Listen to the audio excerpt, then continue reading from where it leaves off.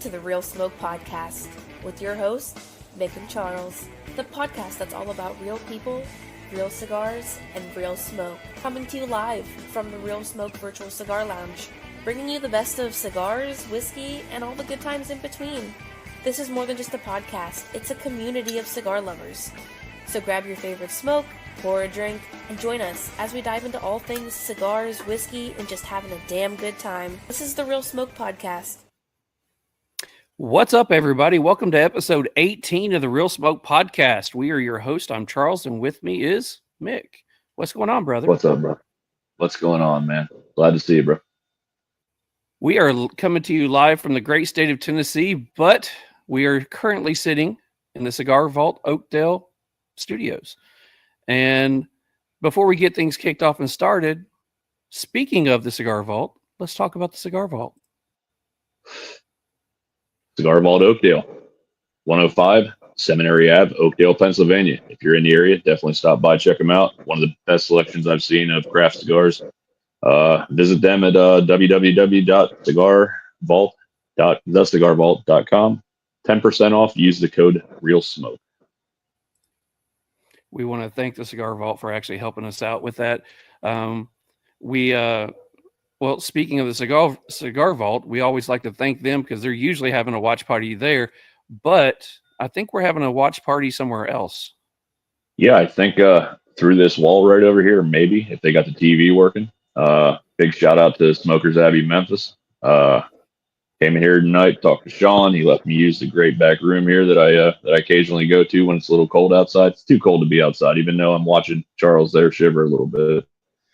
But no, I appreciate it greatly. If you're in the Memphis area, stop by the Smokers Abbey. It's definitely an amazing lounge, great selection, great people. Definitely a great place to hang out on a cold Thursday night and pretty much any night. So thank you.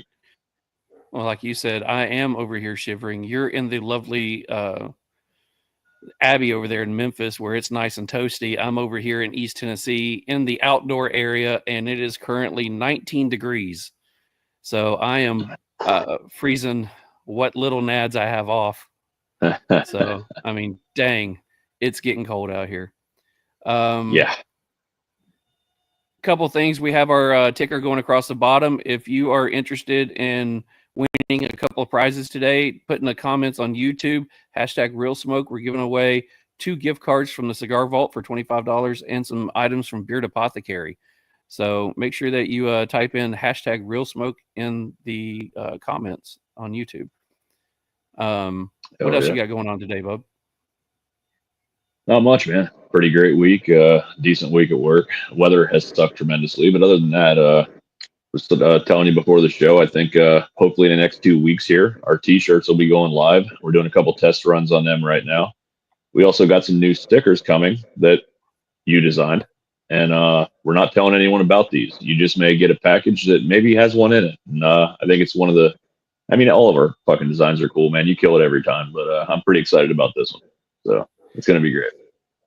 I can't wait to get them in. I know we've got 2 or 3 different stickers coming in, and everybody seems to like stickers. So it's awesome that those are coming in. So we'll start switching things up with some of the giveaways, or we'll put them in with some of the giveaways that we have. Speaking of giveaways, as you can see, I'm not wearing one of the hats for a hat giveaway this week. It's not that we didn't have any brands send us any hats. I was snowed and iced in today, so I didn't even make it to my office. So we don't have a hat to give away this week. So we were going to draw for last week's hat tomorrow. So if you want to put any comments on the Instagram post, go ahead and do that tonight. We will do it sometime tomorrow afternoon. So that's what we got going on. Want to thank all the Patreons who have signed up. If you're interested in joining our Patreon, go check us out in the link in our bio on our Instagram page. You're just basically helping us keep the cigars coming in for us to do our reviews on here, because we don't ask the brands to send them to us. We do our best to go to brick and mortars and find them and buy them ourselves. So that's what you're doing to help us. So you want to talk about tonight's cigar? Speaking of the cigar. Sure. All right, let's talk about what we're smoking tonight. Yeah, I'm glad it's also one I can actually read. So one of these days it's going to be bad. But the Room 101 hit and run. wrapper, Mexican San Andreas. I always say that wrong. I know we both do. Binder, Ecuadorian Sumatra. Filler, Nicaraguan and Pennsylvania. Shout out Pennsylvania. We paid around $13 for this stick. And thank you, Beard Apothecary, for sponsoring this part of the show. All right. So before we bring our guy on here, and I will say that this is a guest that even when we were getting guests on for TriStar, I've been working on for years to get, to be able to talk with him and do an interview with him. And he was, I'm not going to say he was excited, but he was excited to join us. But one of our buddies, who had a podcast for a few years, actually interviewed him 2 years ago. Got to shout out the Honest Cigar Experience and our guys, Chad and Tyler. They did a interview with him, and they happened to close out their show with this. So I'm gonna let you I'm gonna let you listen. We have a good brother of ours that's a huge fan, and he's a what is he? He's like a special agent. He goes by Darby McLovin or Derpy McLovin. Oh shit! Yeah, he's got his like street name Charles. He's got Room101 logo tattoo on his arm. Yeah. Ooh. But I was wondering if you could give him a quick shout out here because he'll be listening to this. He was Derpy McLovin. Derpy McLovin or Charles. Charles. You know Charles. Charles. Derpy McLovin. Daddy loves you. Come home. I don't know what you're doing out there in those streets. It's crazy. We love you. You come home, we'll make you some soup. Love it. So that was a shout out that our guest gave me. So I absolutely love it. I saved it to my phone, uploaded it today. But let's go ahead and bring on our guest. The one, the only Rolex Luther himself. You never got that soup. I never You gotta did come that on soup. over. I'll make you a nice cup, bowl, whatever volume of the enchanting warm liquid that you want. What kind of soup would it be? Viscous warm liquid. Viscous. Honestly, man, if we're bringing you out of the cold, it's going to be tomato. Grilled cheese. Hell yeah. That'll work. I think. We have a lot of people on here tonight. Everything from Lee But Mack I don't want to talk about to that. Frankie Fish. Got a lot of people on here I watching want us to talk tonight. about falconry. I think falconry is where we should start this conversation. All It's right. Okay. enchanting. I've never been a direct party to the craft, but I desire heavily to be next to the gentle person of leisure that would be the keeper of I imagine that the falconer is what the Rancor keeper in Star Wars was modeled after. The leather gauntlets to protect and also stylishly shield the forearms from the talons of this winged angel of death that he or she pilots, basically allows freedom, but yet it constantly comes home to perch right there on that leather Conan gauntlet. Can you imagine? You could smoke a cigar with the other hand. I mean, you could do a lot of things with the other hand. You definitely You could. couldn't you? Fuck, I know I would be. Especially Anyway. that big bird landed. I mean, man, unbelievable. All right. I would be worried I'd about give it what the another bird would perch to land on. Yeah. I'd have another gauntlet, smaller, obviously, crafted for the secondary perch option, which I would hope would become the primary perch option. Well, from some of the things that I've gotten when I've purchased some of the stuff from the store, you've got gauntlets that would fit that. They come in little bitty square packages, and they got the boofy head on That's it. true. We do make gauntlets such as Yes, that. It's true. smaller It's true. 100%. Man. Falcon gauntlets. We're all about protective devices, and in many cases, having them and not deploying them. Shout out to our bareback villains out there watching tonight. Thank you. Matt Wilson included. Matt Wilson needs to tighten up that game, though, because internationally and in major metropolitan areas, it's like Russian roulette. And quite frankly, I mean, how old are you guys? I will 46. be 43. Oh, shit. Okay. So I'm 47, right? So, growing up, AIDS was popping off. There was a French flight attendant that was basically the super spreader, right? And I think that, as we're observing our bareback villains in the audience tonight and paying them respect, one thing to think about is like when we were growing up, this was a terrifying disease, and fortunately, being 47, at the time that they were starting to educate, I think, and you could correct me if I'm wrong, but I think we were on the tail end of there was a clear and decisive understanding that it was blood, it was fluid, it wasn't just by the touch or toilet seats, or now it's okay to it's in good fun to say you caught it sitting in a hot tub with someone. That's like a part of somebody's routine somewhere, I'm sure. But there was a period of time where nurses wouldn't even go in the room of someone that was confirmed infected, and now they got medicine, they got AIDS medicine. I mean, basically, like, I think if I'm not mistaken, 2 or 3 individuals have tested completely not negative, but like undetectable in their system in the UK. Why in the Isn't UK and Magic not Johnson here? like? Magic Isn't Johnson. Magic Johnson clear now? Oh, we're gonna do. Yeah. Magic Johnson was just athletic, and that's why it was deleted from his system. Remember, that's what the story was. I got Like it. he worked. Bro works out, so no AIDS. Meanwhile, Forgot like about a that. nation's worth of people die. Yeah, just do. What are the little like sprinting things that those guys do? Like they build Suicides. up the short term. Suicides, Yeah, burpees, stuff. do Yeah, suicides, bro. yeah. Suicides are the AIDS deleter. But in all fairness, even though you can effectively, now be on pills for the rest of your life to keep it at bay, I still don't want it. I'd prefer not to Yeah, have it. You know what I'm saying? Like 100%. I get you. AIDS can miss me into perpetuity, even in my next lifetime. Like I don't want to experience it. I've seen the Queen movie, the Freddie Yeah, Mercury movie. What was that called? Right. What was it yeah. called? I Was it called watched Queen? it. I What was it can't called? remember. I can't remember. Uh, I've seen it. I just don't remember what it was called.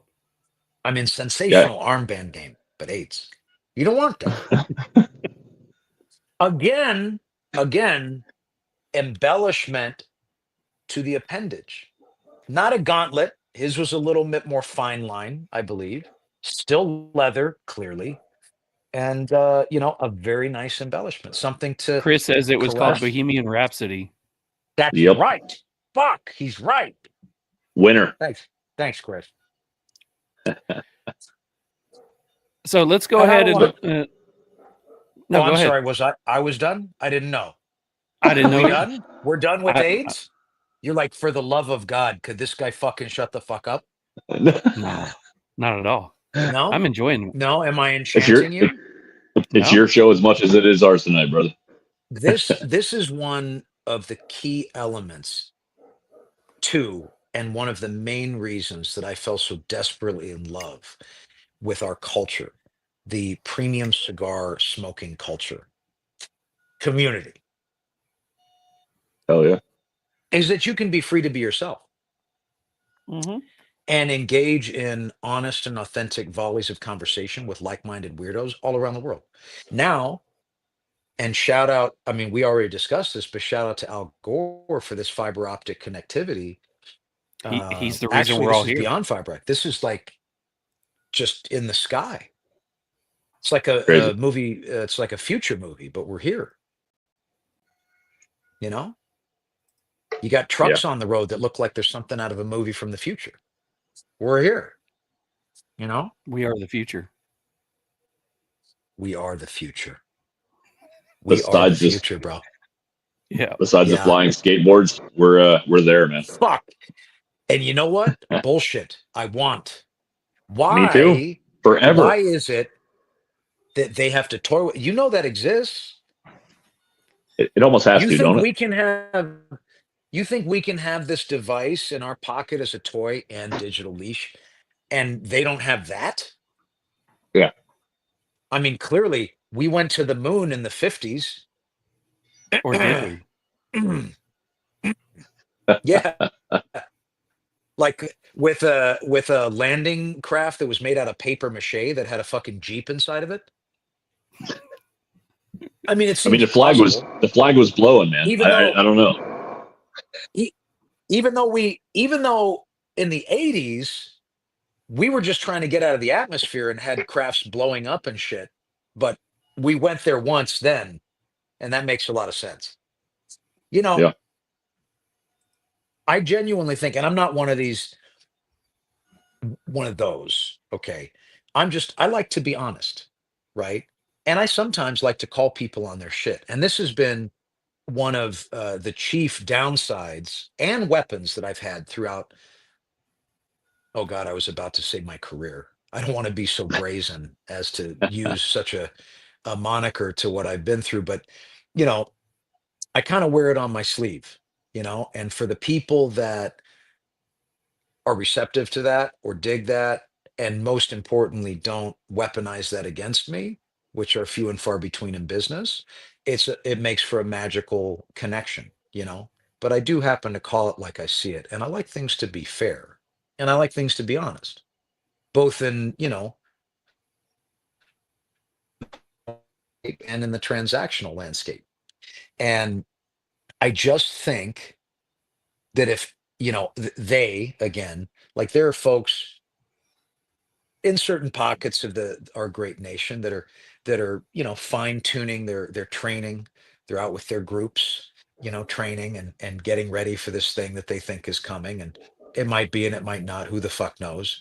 But I think that you know I think that if we all had, and by we I mean like all of our folks, and I'm not like a political guy, I'm a business guy, which kind of makes me a political guy, I guess.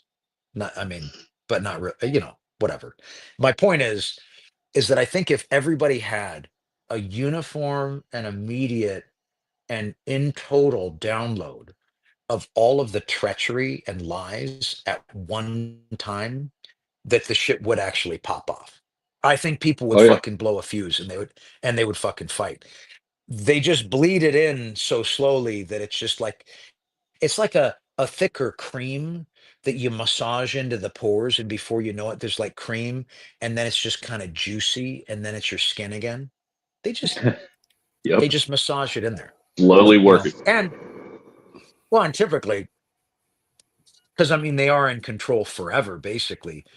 They just let the clock run out. Like, oh, hey, everybody involved in that's dead. Cool, tell them. But just the one thing.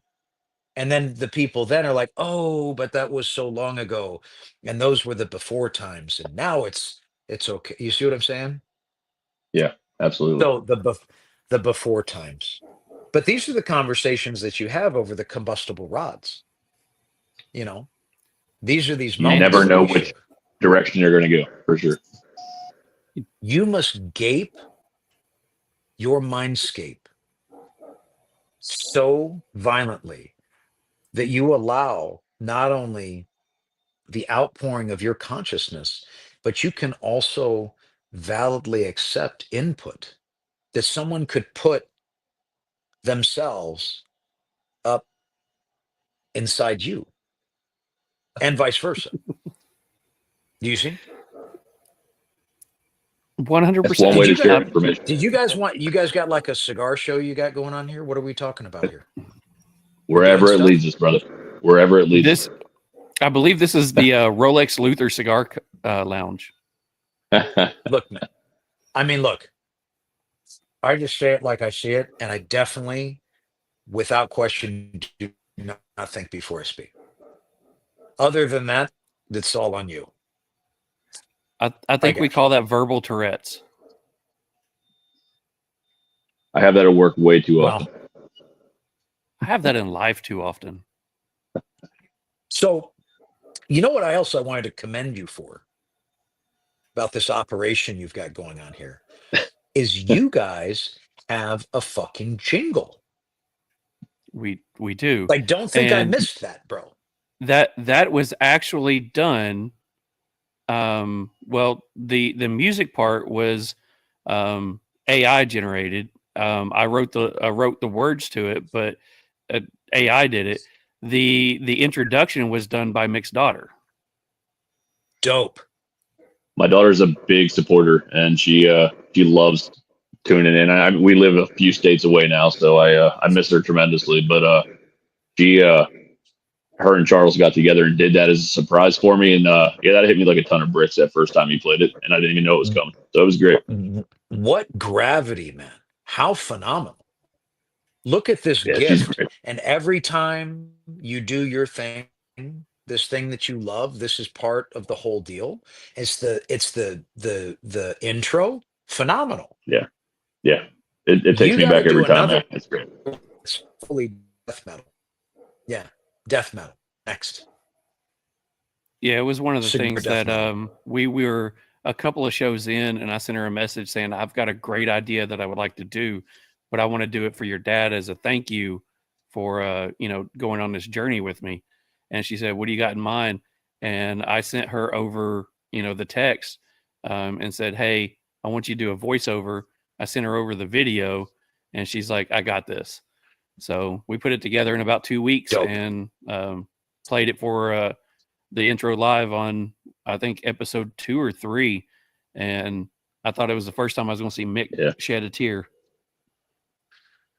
That's fucking awesome. Yeah, not to get too deep, but yeah, Charles does a lot of this shit, man, where he just comes up with these amazing ideas. I like to think I'm fairly creative as well, but holy fuck, this dude's coming up with shit every day. So it's been a fun journey for sure. And that's probably, of all the shit I appreciate that intro a lot, man. It was definitely a good one.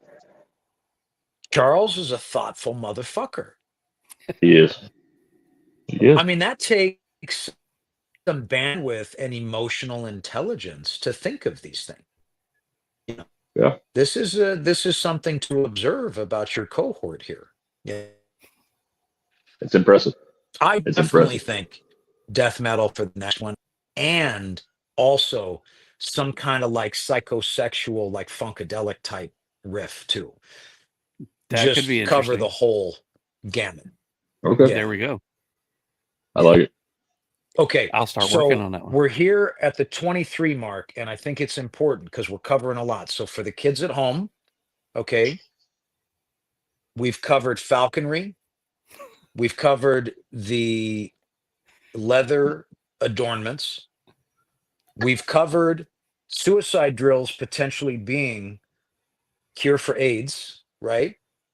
And the 100%. fact that we still don't want it, right? Even with 100%. Or without the pills. The not giving us access to the hoverboards is straight bullshit. Bullshit. And then some of the conspiracy theory stuff that they call it, it's called conspiracy theory, so they just don't call it truth. And we covered. Man, it's been a great show. We appreciate it. Oh. All right, We're take good. me to the nearest airport. Yeah. Michael says a podcast where 3 men are on camera and have no undergarments on. I mean, clearly. Fucking Ray. Clearly. That's one of my workers, man. I didn't know he was on. What's up, Ray? All right, so brighter than rain, man. You said that we're 25 minutes in, so we told you we wouldn't keep you too long. Let's go into about that. And I wasn't calling out the time. I was just like, hey, in the name of efficiency and the recap of what we've gone through a lot in 23 minutes. Fuck yeah, we have. Before we do the transition, into the next realm of discussion, I thought it was important to cut these, people at home be like, fuck, we did. Wow, this is like a journey we're on together, It is. I think it's a ride. Okay, so now we're gonna do wrapper binder filler like lame shit, or we're gonna do more enchanting. Because one of the biggest things I'm here to serve. one of the biggest things that we pride ourselves in is that we cater to a lot of newer smokers who don't know the people behind the brands. So, and that's important. right. I mean, we want to bring people who are just getting into it into, the behind the scenes things. So my thing I always start people off with is the same questions. I want to know who Matt Booth was before military, before jewelry, before gin, before cigars.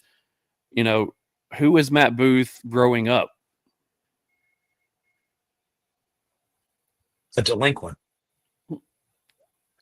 someone that didn't Okay. place value on their own life, Really?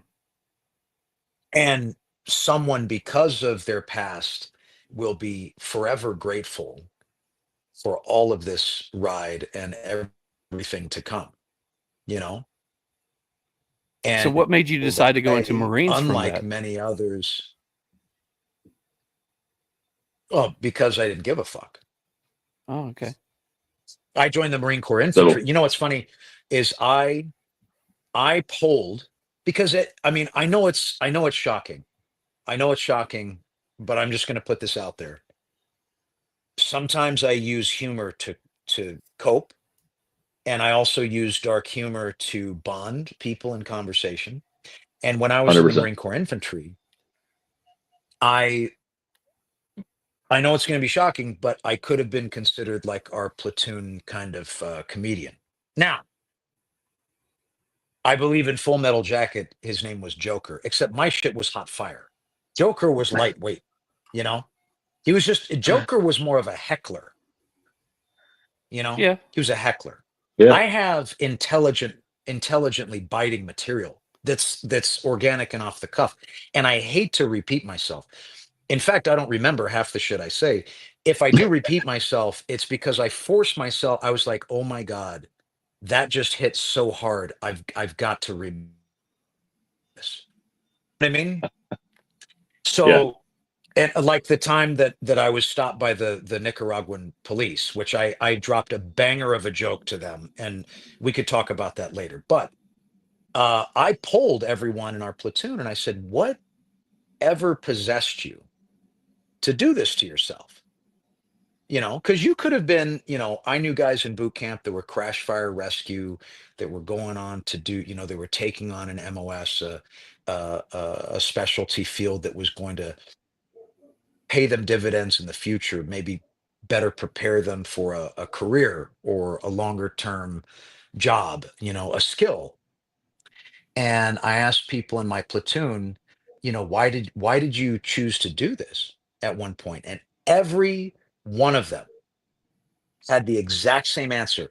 Completely, each interaction was intimate. It wasn't like we were all together and they all just kind of like parakeeted the same thing. These were intimate conversations. I pulled them privately. That sounded bad. I pulled them privately. Anyway, You pulled them privately? the, Hey, don't ask, don't tell. I mean, hey man, look, man, it gets lonely in the desert sometimes. So the idea, is I asked them, why'd you do this? And every single one of them said, I don't know, man. I just said, fuck it. That legitimately was the answer. Probably 15 guys I asked. I gave up. I was like, that's the answer, clearly. It actually became like sport to me. Because I was like, is somebody actually going to say something different? And I knew that needed a vicious and very aggressive and immediate recalibration of my life in order to potentially make anything of it, And so joining the Marine Corps infantry was like pulling the ejection lever on my life at the time, And I think I did it with a lot of blind faith, There was something that was within me that I just got hyper focused on this idea. Something was leading me and said, you must do this. You have to do it. And so many times later in life, that same tunnel vision, blinder like focus has led me kind of exactly where I needed to go. unbeknownst to me, and Yeah.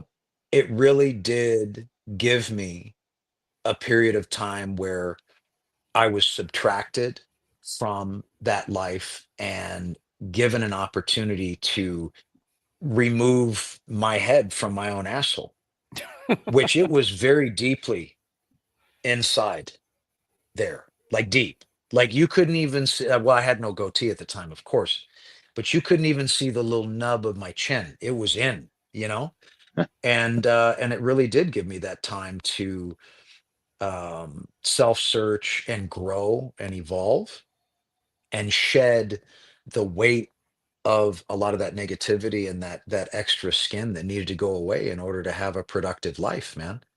And I'm grateful that somehow something commanded me to go in that direction. You and I would not be sitting here today if that was not the case, guaranteed. But in the same breath, I've never lost sight of gratitude. And not just for that. I mean, for all of it, man. Like I know a lot of times, I'll be at some store somewhere, peddling my dead plant rods or other fine craft wares that I have been designing and developing for over 20 years. And one of the questions that's typically asked at some point in the evening in some tonality or another is, hey Booth, don't you ever get tired of this shit? And I say, well, I'm physically fucking exhausted right now because I typically am, you know, on the road and whatnot. It's taxing, and but being tired of that, being tired of, being in a place of business where consumers are approaching me and asking me questions about like what you just asked me. Right. I've done 1,000 interviews. I don't think anyone has asked me that in exactly that way, And so how could I not be grateful for the fact that someone gave a fuck enough to explore the story surrounding this thing that they, this good that they enjoy consuming, you know? And I might talk about dicks too much. I get it. I mean, for some. I mean, some people are going to listen to this and go buy my shit in the humidor and they're going to go right by and they'll be like, hey, oh, no, that's that. Ooh, it's going to get this other cigar over here. I don't want that to do to me whatever has been done to that guy. Like we're just going to avoid, right? And then other people, but I want them to make an honest purchase. So, like, I also think it's my responsibility to show up as much as humanly possible to give enough of myself, give enough insight as to what I do and why I do it, that people can make that honest decision like, hey, yeah, I'm going to invest in this guy's product because, you know, I can dig where he's coming from. I respect, his direction, or I'm not going to buy it because the thing about the dicks, I can't see past it. Like I see a dick and I see a stop sign. I hear dick, I say no, no dick, and that's fair too. Fucking lightweights. But you know what I mean? Like Oh, there's different strokes, different folks. different I went out different and smokes bought for the. different Sorry, smokes for different folks. absolutely. There you I go. went out and bought the cigar on Oh yeah. Friday. I bought a couple of them for the show, and I had to send it to Charles like I was holding my penis in my hand because that's just what we do with Room 101 cigars. So just you got to do it. You got to do it. Fucking right. That's the way you respect the rod. And by the way, in the name of respect for the rod, there's I mean, I'm going on from the time I set foot in a cigar factory and applied myself to learning and learning enough so that I could keep up with being a valid and honest participant in factory process, to learning the market, to earning my stripes in terms of earning the respect, or I would hope the respect of some of my peers as well as consumers, and all that. I mean, it's been 18 years, bro. Dang. It's been 18. So I just think that I think that, but I like to, I don't, I mean, you want to talk about that stuff, we could talk about that all night, and that's fine, but I also have always tried to, for me, I think the focus is community and culture and the connectivity with people, Hell yeah. See, and we can talk that's about the whatever you reason, want, right? you know? That's the reason that we, structure the way we structure our podcast is, we really want to get to know the people behind it because one, it's kind of a respect thing. You're not just blindly smoking something for the hell of it. You're smoking something because you connect with somebody, and Yeah. or you don't. So, Well, dude, and there's so many. I mean, look, when I started, it was becoming an age where you had never had a better selection. Like the focus on quality, the focus on craft, it was flourishing even at the time. I mean, this was quite frankly the golden age of boutique brands, bro. I mean, this is when it was all popping off and beginning, you know. And I think that uh, you know, but I actually not think, I believe that that element has never changed or diminished. It has only become more engorged, has swollen Yes. dramatically, pulsatingly, rattlingly almost. Wow. That today you have never had access to better cigars. Fucking fight me over it. Don't fight me. I don't want to mess up my clothes and get sweaty for that. Maybe for some other activities. But the Maybe. idea is like you have such a beautiful array and selection of people's interpretation of what the premium cigar is today that you don't have to smoke something made by a dickhead, no matter how good it is. You right. know, you True really story. don't, because you could just go 3 boxes over in the humidor, and yeah, that style is going to be a little different, but it's probably going to be fucking fantastic. So that's why I think that's why I've always kind of stuck to the fact that I think it's my responsibility to, connect with folks and give them, an honest crack at, who we are and what we stand for and why we're fucking doing this. So I should have you made a toothpaste brand. Been a firefighter. I should have been a firefighter. there you go. Fuck.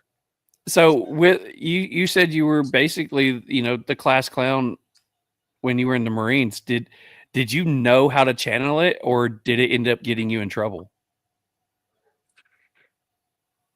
I mean, look, in such a formed environment, it would be impossible for a being such as that to um, not come through that experience unscathed by leadership.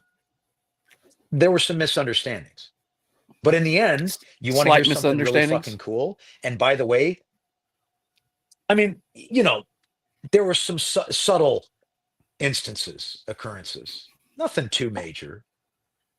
But you know, um, I mean, I'm grateful that I wasn't in today. I think the environment is far more stringent and restricted than it was then, in certain aspects. But by combustible rod, I'm I have a little promo set up at the Big Smoke. It's a big cigar aficionado to do evolution in Vegas, right? And I'm with my man Justin Andrews, and we're kind of promoting this Sancho Panza brand that I worked on with him, the remodel. And I see this character filtrating through the crowd, and I'm like, man, that dude looks like my old platoon gunny, like uncannily so.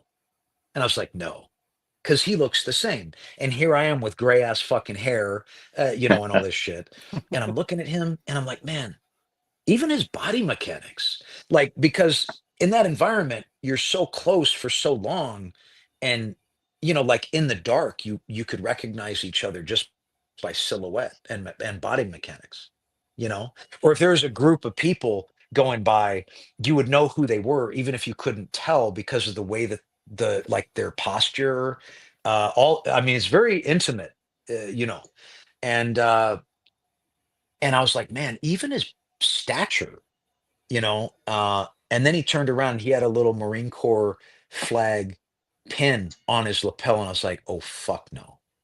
And I went out there into the crowd and I grabbed him. I was like, Gunny Davis. And he turned around and he's like, you know, of course, like super defensive and, you know, PTSD and all that stuff. You know, you go to a restaurant, you sit with your back to the wall. I mean, these are all like common things for Yep. grunts and many other people. So like the way that he responds to me, I was like, whoa, whoa, whoa. It's Booth from 3-7 India Company. And he was like, what the and we hugged and then now for the last 2 more after that, we've connected there. I brought him cigars. This is my platoon gunny, and he's a cigar fan. And this dude, although I was probably not his favorite at the time, in all fairness, he is so fucking throttled by the idea that one of his Marines, even the misfit Marine, has done something with himself that is seemingly positive. Again, should have been a firefighter, but here we are. And, you know, done something with his life and built a family and a career and all this shit. And I mean, he couldn't be more fucking tickled, man, you know? Oh, And yeah. you're not awesome. going to get that. You're not going to get that. Um, you know, I mean, that's, I think for me, that only happened a couple years ago. And I'm like, man, just give me more of this ride, man. Like, what a fucking phenomenal experience. And you There's live not long too many enough. other things that you can be involved in where you can that kind of reconnection could happen. No, man. No, and you know, oh, I mean, and you know, you could reconnect in many ways, but not with that um uh script, not with that type of storyline, you know. And So mm, how did going from the Marine Corps lead you into, well, I guess what happened first, the chicken or the egg? Was it jewelry, gin, or tobacco? How did Marine Corps lead you into your next adventure? so when I was getting out, okay, I had a staff sergeant, shout out to Staff Sergeant Bibbs, wherever you are, my man. Darren Bibbs, actually, if you find him, tell him what's up from me. I've kind of lost touch with him, but he's out there somewhere. And he really looked out for us, right? And he was one of these leaders that you weren't going to fuck around, you were going to get the job done, but he was also going to observe some of the human elements of situations, and he was genuinely going to look out for you. Because, you know, man, I mean, unbeknownst to me at the time, I was having a training in like corporate politics in the Oh military wow. that would come into play in my business many, many years later, you know. But like career guys there are trying to hang on to get their retirement, and they're just different types of politics that they're dealing with. And then they have to put up with some fucking guy like me that's running around like a fucking maniac and not get in trouble for you know what I'm saying? Not that anything major happened. I would like to reiterate that. We got through without any, you know, major incident, I guess, you know, uh, fortunately. But, um, you know, I think that it's meant that it's a good call out to say like, hey, even in that type of storm, there's still people that operate on a human frequency and that are really going to do the right thing in the face of adversity and look out for their people. Um, and you know, I think as we all know at our age, tragically, that would be the exception, not the rule in many cases. But Staff Sergeant Bibbs, before he got out, um, you know, he had mentioned that he had gotten this job working for an executive protection firm that was based in LA. Just like, you know, personal security for wealthy cats Right. and you know, people of note and whatnot.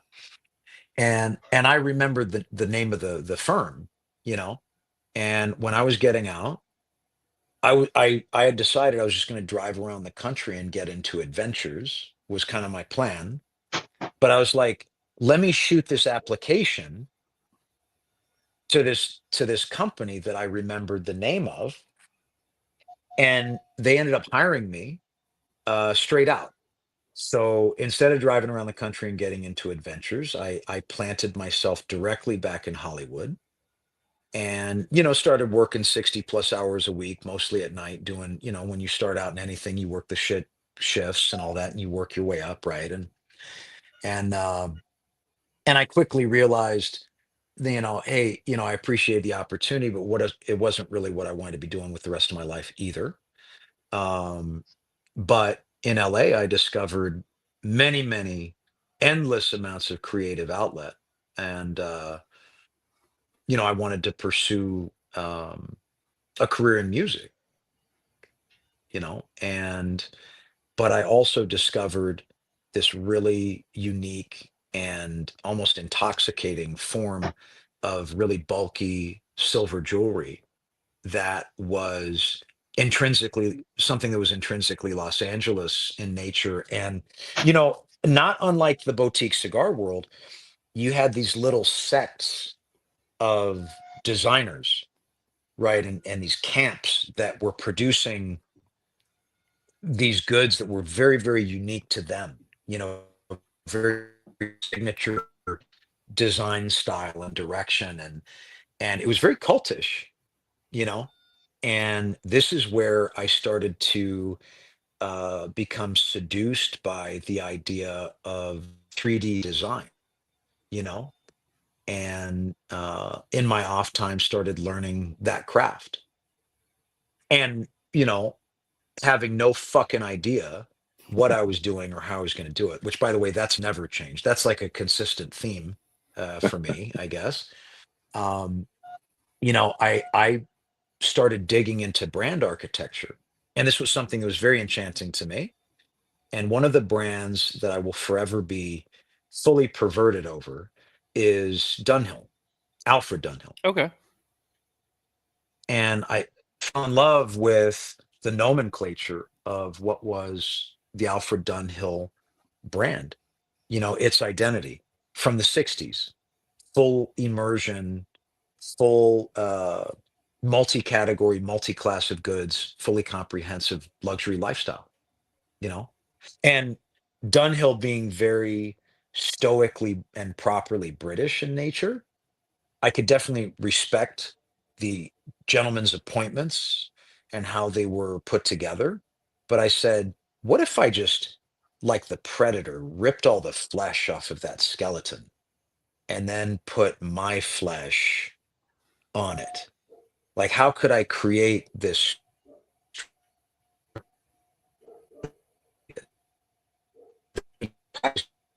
you know, and starting with love, which was jewelry design, and going from there. And that's really how it all started. I know that's long-winded and shit, Wow. but No, that's I mean that's the idea.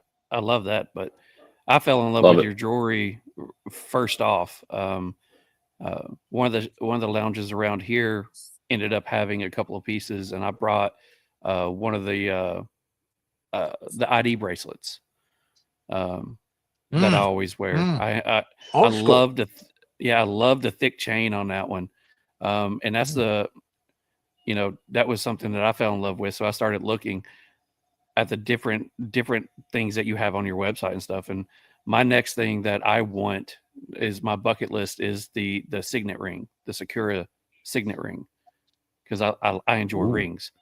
So that'll be hopefully my next purchase sometime soon. fucking cool, man. So Building that brand Oh yeah. architecture yeah, and establishing a kind of like an underground culture surrounding that is what caught the attention of a young and hungry marketing director from a larger cigar company called Camacho. And long story, a little longer, but abbreviated, he and I basically built Room One. No, not, well, yes, built. We built, but also more importantly, translated or transposed Room 101 into this second, let's call it a dream category that I thought was appropriate for the brand, you know, into Room 101 cigars. And in 2009, we launched Room 101 cigars into market. So Wow.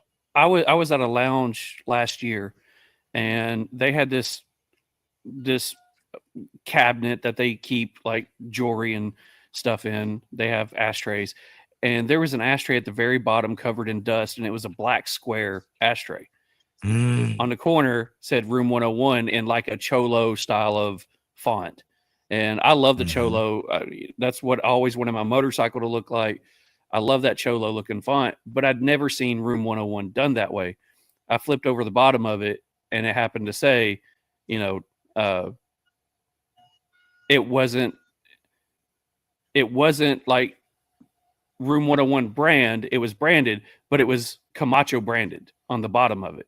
Yeah. And it's like, holy crap. So that's when I started doing that research. Yeah. That the brand was, it was specially blended by Camacho Cigars, and it was represented like that on the first products in 2009. So when did it go? How did you go from that brand to going with the new Room 101 look with the Sakura and all that? How did the name and the now infamous Cherry Blossom come about?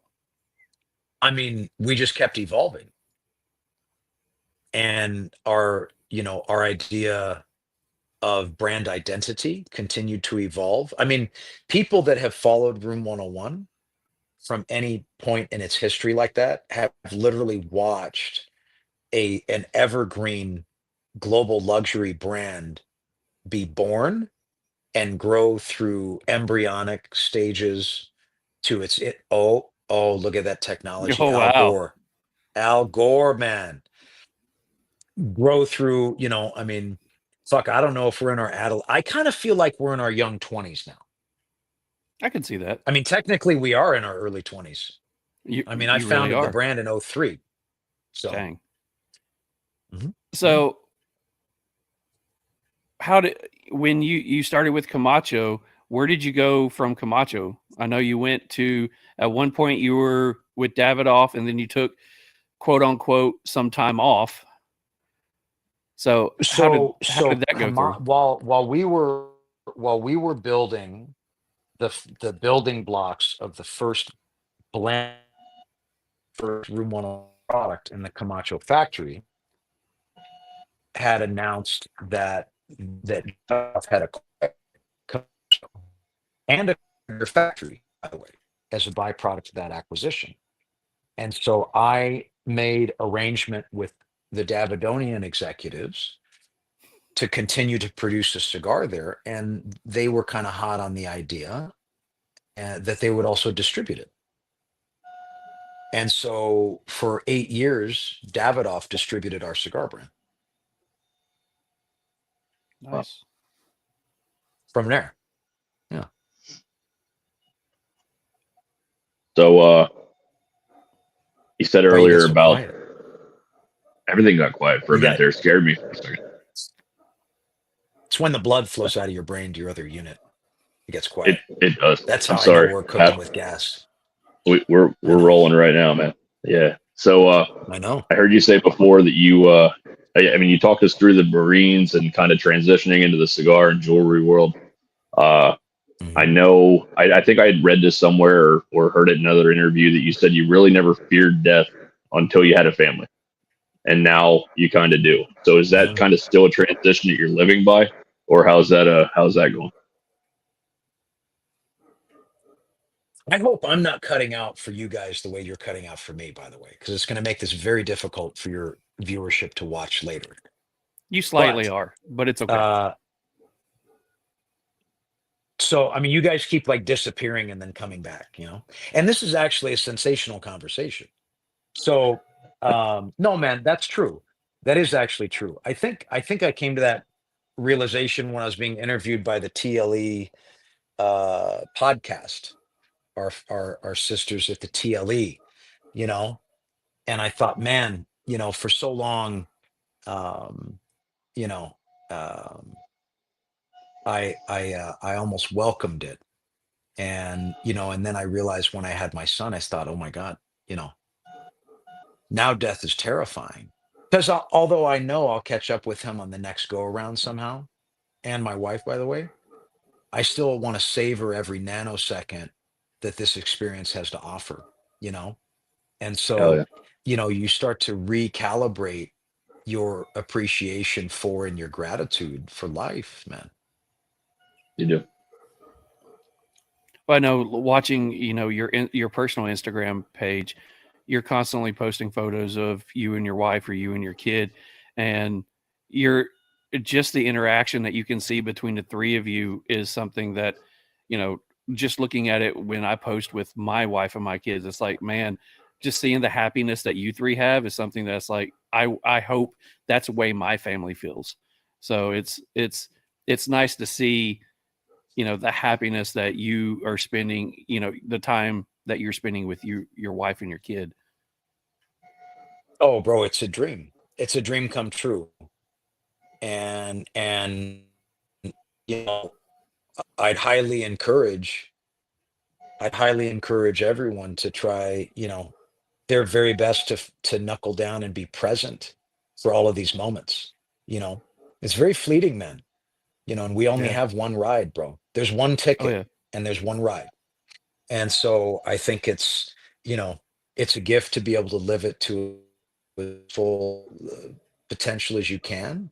And man, I mean, I think a lot of I've chosen incorrectly in partners before, both in business and personal life and whatnot. And I've tried to correct that to the best of my ability, and continue to carry continuously evolving and continuously calibrating um, set of standards for those types of relationships.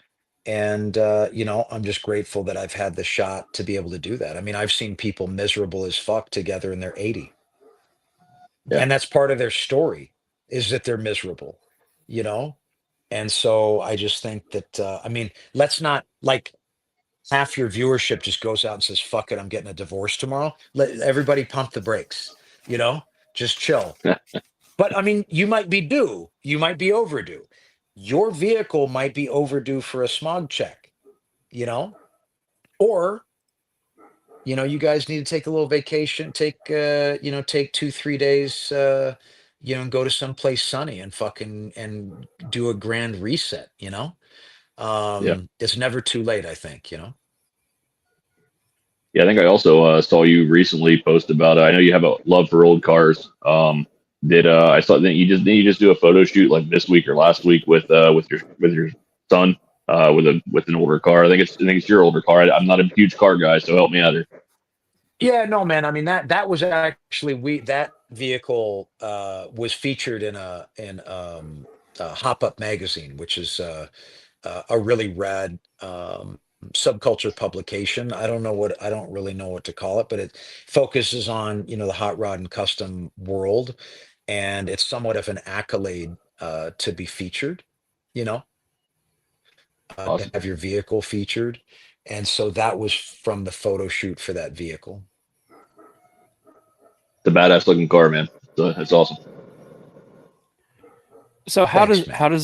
how does the wife and kids, what are their thoughts about the cigar industry and you being in it? Is your wife, you know, is she someone who enjoys cigars, or is this something that she's like, I got my thing and, you know, Matt's got his thing? Oh no, I mean, we are mutually each other's thing. Our family is very Nice. nucleus, very close. And she's been with me through the whole ride. I mean, she traveled with me, early on when I was in market, so that we could be together. Um, That's eh, awesome. I can credit her with helping me build our business, through support. And I mean, she's probably believed in me when I started losing the belief in myself from time to time, you know? That's a And good woman. so, there's not, yeah, no, man, 100%, and, um, yeah, so it's not, we've got each other, a different thing. And by the way, she thinks the whole, cigar world is fucking hilarious, because it is. And she knows it. and the industry knows her. I mean, you ask people about my wife, and they know her, because she's been with me, when we've been to functions and trade shows and all that stuff, and you know, yeah. So in full support of the family mission, and we all, man, I take the trash out. I make sure the sink's cleaned out in the morning or in the evening if I'm being efficient. And when I have to go out for a couple days and do a high speed, business mission and slay a couple dragons, she's holding the fort down, making sure that our cub is educated and fed and safe. And we operate as a unit. So is the cub going to be the next Boofy in the cigar industry? Fuck no. Fuck no, man. I love my son. I would never wish this on him, but the education my son gets is the lens that he has versus what I had growing up is prismatic. It's Right. He has watched what I've done from zero, and fortunately for him, he doesn't have to start at zero, and he can Nice. start with advice that came from many painful lessons from me, and he'll find his own way, and he'll have many of his own painful lessons himself, I'm sure, because that's part of life. But I think that the way that I did this should have never worked, and one of the only reasons it did work is because it was me, There and you go. I happen to be one of Yeah. the most stubborn fucking people you will ever encounter in your life. And so I decided I was going to do this. And I mean, we've been through many chapters in our branded business that would have put people, I mean, it would have bested them. They would have never come back. And our brand has continued to not only survive, but thrive and continue to grow in spite of those things. And I think it has a lot to do, it's based on its merit and based on the fact that I just won't fucking stop. Hell yeah. That's all. No. I give you a lot of props for that, man. That's kind of how we feel. We're in this to have fun and meet great people like yourself and have a good time and laugh and whatever. But like neither one of us stop. That's why we're gaining some traction and having fun with it, man. Because we just refuse to fucking stop. So it's a good time, man. Fucking A. So the chapter you're in now, let's talk about where we're at Room 101 now. So you got acquired. Congratulations on that.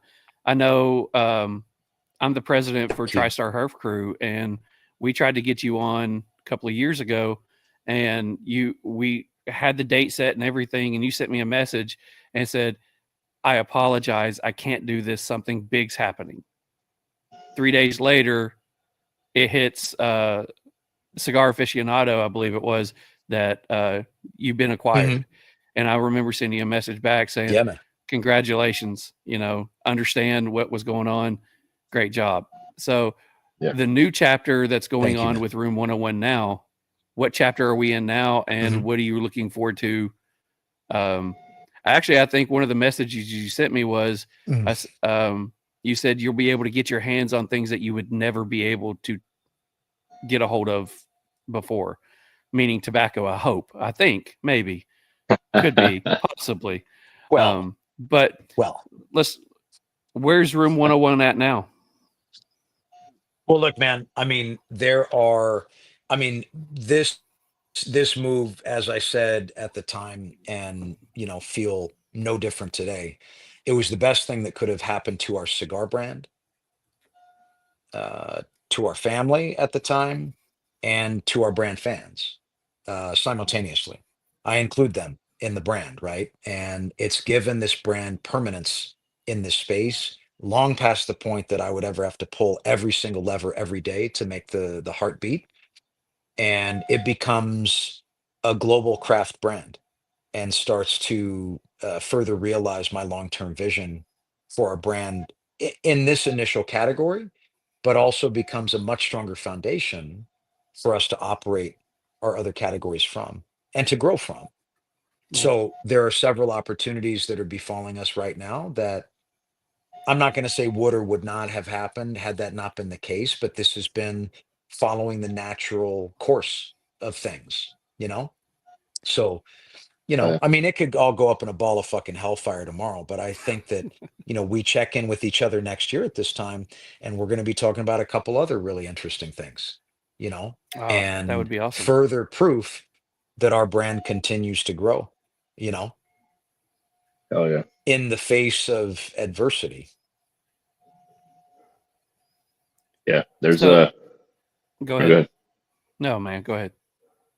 No, I was just gonna say, yeah, just hearing that makes you realize, man, it's like the fucking American dream, man. You just you took it from nothing and you continue to build, and you still have that fucking drive, man, which is really what everybody kind of needs to get through some of this shit, man. You're right. You never know what's gonna be thrown at you, and yeah, it's just great to hear, man. And I have no doubt you're gonna keep pushing it forward, brother.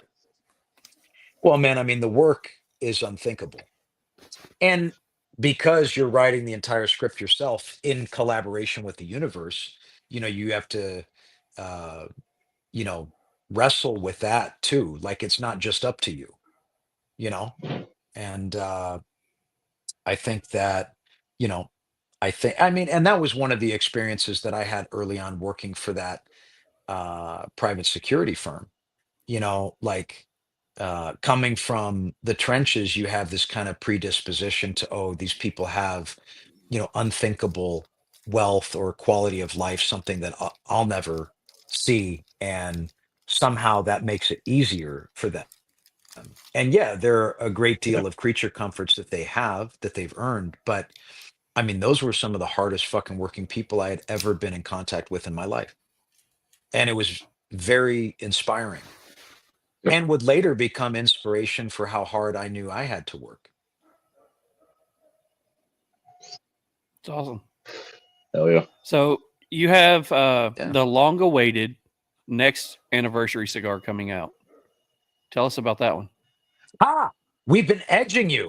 This is a tactic I refer to as commercial You've been edging. killing me. Okay? I mean, the rim on that helmet is fucking like concrete. My man Danny Nippers would say you can't even get a hold of it with a pipe wrench at this point. And that's what we strive for. Okay? Hell yeah. And it's coming. And Oh, in cigar terms, it's gonna be here soon. Soon. It'll be here. Yeah. Soon. Yeah. And it's fucking we're awesome. excited for it, man. It's a banger. It's a banger, man. But I mean, that's what anniversary has always been meant to be, is kind of a highlight reel showcase and simultaneously celebratory in nature of another year of our survival, evolution, lifespan in this industry. Yeah, I don't dislike any of your sticks, but the anniversaries have always been bangers, man. They're like, they always have a different profile, and we've always enjoyed them for sure. Well, dude, and this they one going to all be another? are- Is this one going to be another AJ stick? Yeah, I like to Awesome. make those with AJ. That's kind of like how I envision that series, Hell yeah. Love Hell that. yeah. And I mean, his style is phenomenal, and it's also highly versatile. And so, each one of those cigars are very different from one another. But if you actually lined them up together, they would work cohesively as a series too. Wow. I mean, probably not going to have the opportunity to do that because of the way that they sell out and then we move on to the next year. But if you had the opportunity to experience I have them, the opportunity. don't fucking show off like that. I always put Look at one him back doing to that. You keep. see him doing that? Oh yes. I see it. Okay. I see it. You're a hoarder. All right. Slightly. So the last product that you have out is the gin. How did you go into gin? And why gin man, over something else? Well, that's a good question. So I knew that craft spirit was to be. Oh, look at now! You are fucking showing up. I can't fucking find it. He pissed me off with that earlier. Well, it's limited, bro. I suck. But oh wow. Okay. So I'm gonna have this one. So fucking shove that in your face. So Yes, sir. the idea was that craft spirit was an appropriate third leg to our tripod of goods, right? And, you know, years of operation in the cigar business were effectively like training wheels for what I was going to face in that industry, you know? So it was appropriate to our cosmic process that I would have been here before I went there, you know? And I elected gin specifically because I felt that it was the most on brand for our collection specifically. But I also felt like cigar people wouldn't follow me into that space so quickly until they saw what I was doing and how I was doing it. You know, it is a formula that is engineered to be very polite, be an appropriate accompaniment to smoking. It's Okay. juniper minimal. It's driven by a myriad of citrus, which, although the base is clear, it has a fire on your palate, which is in line with a smoking experience. It just doesn't have the girth that a brown liquid has in your belly. It's like cake and eating it too, in terms of alcohol pairing, you know? Quite frankly, Okay. getting a space, it's a smaller and smaller bodies of water. I'm actually quite good at it. So I felt like many things were pointing in the direction of the program, and so far so good, I was right, you know. So many mountains to climb in that space, but we're going to keep pushing that the way we push everything else, slowly, methodically, honestly, sexually. Hell, hell yeah. I will say, as somebody who does not like gin, just because of the juniper is overplayed. This is Yeah, very light on yeah, bro. juniper, and like you said, it is very citrus forward. And when you smoke them, I'm smoking the Farce Maduro Pyramid as my second one tonight, and the citrus goes so great with the taste of the cigar. So, as someone The who doesn't only Look, like dude. gin, I could drink that gin. Mhm. Well, and the only that's gin the I've and ever that's the okay. no, I was gonna say the only gin I've ever liked was Blue Whale, or sorry, Gray Whale. It's in a blue bottle, because it is Yeah, also it's not killer. very juniper heavy. It's a Yeah, great gin. So I would probably it love is. yours as well. I mean, look, man, the rules are simple. Although I'm not a person of rules typically, I mean, it just has to have juniper in the mixture. There's nothing that says how much has to be in there, and so many people are assigned to this idea that just like anything else, it has to be this way, or this is what tradition tells us to do. And I said, well, let's fucking completely invert that, you know? I mean, our entire brand identity is founded on the idea that you can tamper with tradition, you know? Yeah, And as long And you as you're nailed it. doing it correctly and yeah, paying correct respects to the tradition of the craft, you can meddle with the final outcome and produce something that's very compelling and provocative. absolutely. All right, so I know we've kept you on here for quite a while. We are going to go into our hot box questions, and we kind of give you a heads up on what that would be. We're just going to ask you a couple of random questions, let you have some fun with them. We always tell everybody, if you don't want to answer, you can say skip, but I have no doubt that you're going to answer. But before we do that, we do have to take care of the Presumptuous. business. Yes, because of the people who help sponsor us. Hotbox questions are brought to you by Beard Apothecary. Beard Apothecary is a small business dedicated to crafting high quality beard care products made in small batches to ensure freshness and attention to detail. Proper beard care is essential for maintaining a healthy, well-groomed beard, and using only premium butters and oils is crucial. These high-quality ingredients deeply nourish the hair, skin, preventing issues like dryness, irritation, and split ends. Beard Apothecary's commitment to using only the best natural ingredients ensures that your beard stays soft, manageable, and looking its best.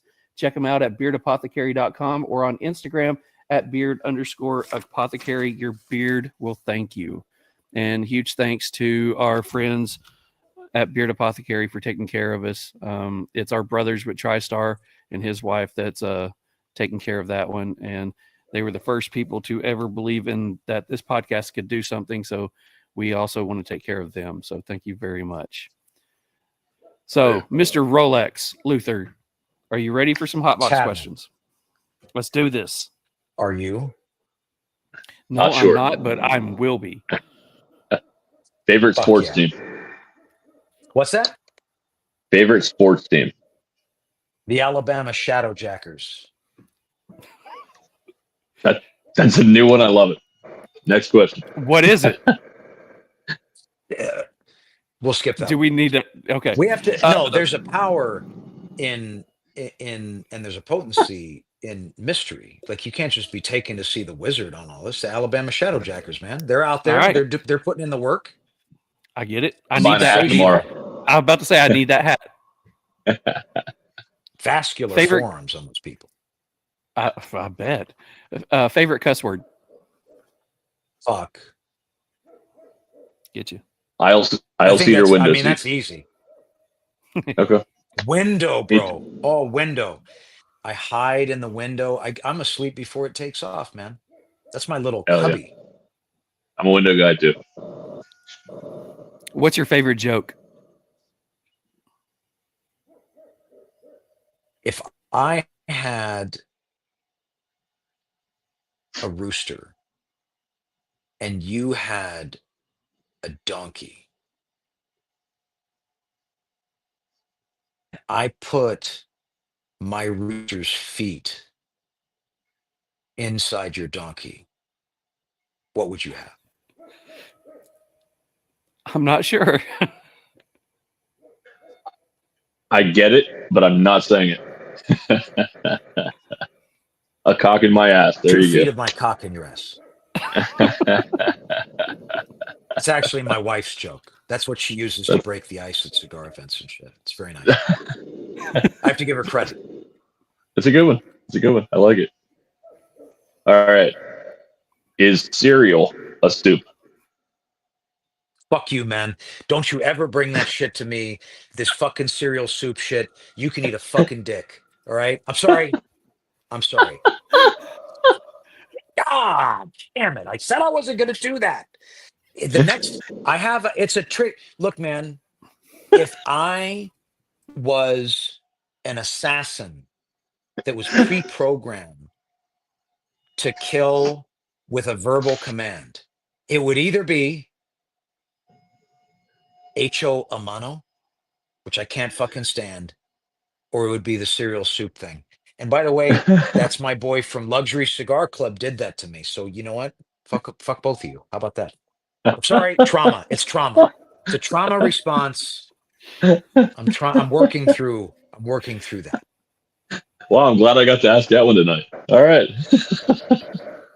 Thank you. This will be good therapy for you. If you could switch lives with any fictional character, who would it be and why?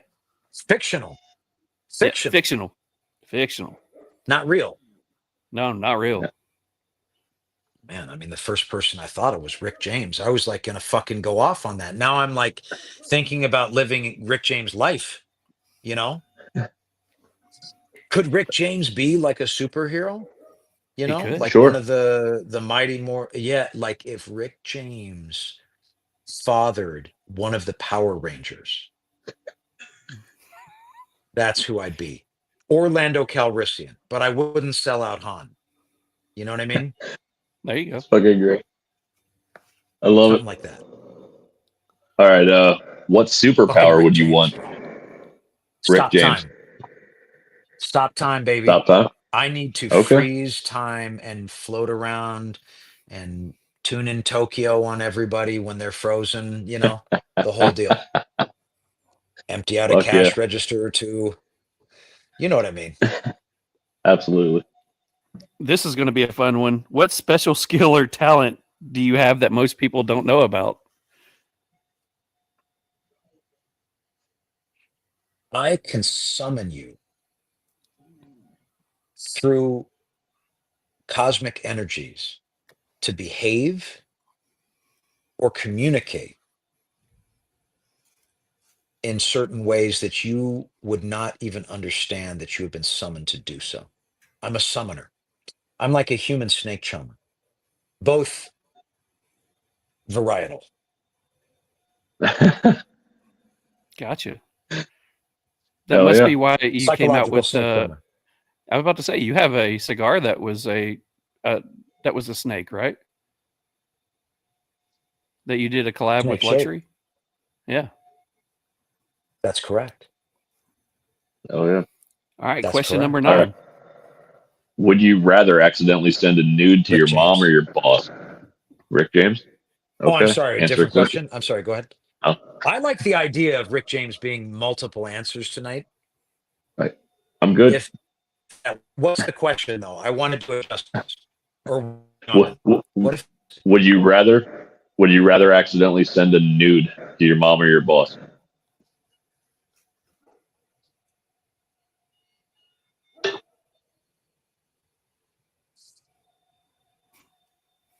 it would be I was accidental thinking. though? Maybe not. I mean, it would be like as if I didn't plan to do it Quote. or Accidentally. didn't impulsively do it. It'd be an accident.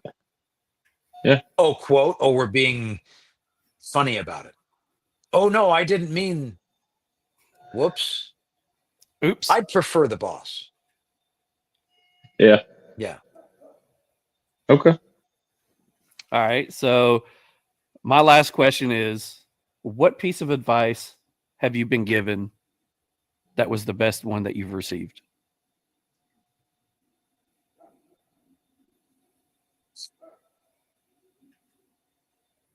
My boy Anil, once upon a time, when my son was born, told me that I should employ my son as a product model for my company and invest in a Roth IRA for him through the first 10 years of his life. And I would, by doing that, provide him with security long past the point that I could have ever done anything about it, far long before the point that he could have ever done it for himself. Dang. And I think that that is what everyone that reproduces that gives a fuck about their child's future should do for them, along with many other things. Amazing. That's good advice. Your kid will be retired by the time he's 10 if you do it right. I mean, Wow. he'll Okay. have a retirement covered. He's not going to be retired Right. at 10, but later in life, he'll have some security that you've blessed him with that just cooks over the course of their life. I think everyone should do that for their child. I think that's a great idea. I've never heard that one before, but that's a fantastic idea. So Mick has one final one that he prefaced in the green room earlier. Would you like Mick's special question? Yeah, bro. Fuck, I've been waiting all night for it. All right. Here we go. Would you rather have a nipple-sized dick or a dick-sized nipple? Damn. Can I, if I go nips, can I have the set, or am I Yes. lopsided? No, I'll go yeah, you set. can have the set. Fucking AK-47, baby, all day. Let's go. Dick-sized nipples. Yeah, All dick-sized right. nipples. Fuck yeah. Don't ever squander the hog, bro. You need that. I agree completely. I thought about this since I freaking wrote it down earlier. So yeah, I'm with you, man. I'm with you. I mean, you're just gonna psychologically sacrifice the hog for the sake of Crazy. not being top heavy. I like the idea that you let me balance it out, though. I mean, I would still rock one, then go with What a party trick too, man, with nips like that. I mean, holy fuck. In a cold room, dude, you're the fucking center of attention. And that fucking falcon would land there. It'd be crazy. The falcon, bro. That's right. Full circle, brother. There we go. There we go. A conversational reach around was achieved. It sure was. Full circle.